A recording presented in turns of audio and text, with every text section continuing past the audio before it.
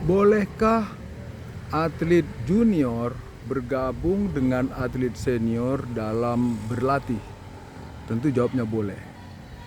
Yang menjadi salah ketika menu latihan atlet senior dan atlet junior itu disamakan. Tentu pelatih harus bisa membedakan mana atlet senior, mana atlet junior. Jika seorang pelatih memahami kompetensi terakhir apa yang sudah dicapai oleh setiap atlet maupun junior dan senior, tentu berdampak pada adanya perbedaan bentuk-bentuk latihan. Setiap atlet tidak sama kalau dikaji dari sudut pandang komponen kondisi fisik misalnya. Tentu setiap atlet mungkin daya tahannya sudah bagus, sementara atlet yang lain belum. Mungkin kelincahan di atlet yang lain sudah bagus, tapi yang lain belum. Dan banyak hal yang harus diperbaiki. Tentu pelatih harus bisa mengidentifikasi setiap atlet itu di mana kekurangannya. Tentu bentuk-bentuk latihan itu diciptakan untuk memenuhi kekurangan itu.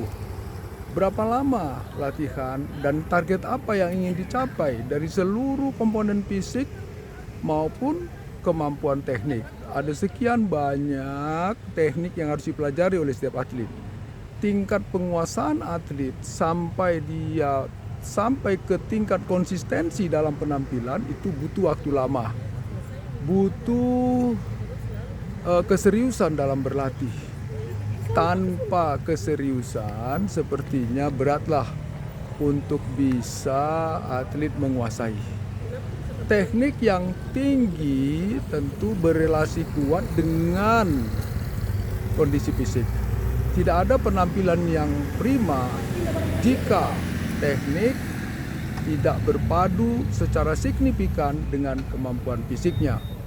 Oleh sebab itu, tingkat kebugaran atlet, baik atlet junior maupun atlet senior, itu harus diukur secara benar. Jangan sampai pelatih lebih mengedepankan teknik, padahal fisiknya tidak mendukung. Itu ini menjadi masalah baru. Seorang atlet kadangkala ketika melatih anak-anak usia dini memaksakan kehendak pelatih bagaimana supaya atlet itu mampu, katakanlah dia mencapai target-target prestasi yang tinggi. Tentu ini tidak mencerminkan sebuah program latihan yang benar. Kalau bentuk latihan, intensitas latihan melebihi kemampuan atlet, tentu berdampak pada cedera atlet. Overload tidak berarti yang terbaik untuk menghasilkan prestasi. Penampilan yang dibina dalam bentuk latihan yang selalu overload tentu berbahaya bagi kondisi fisik atlet ke depannya.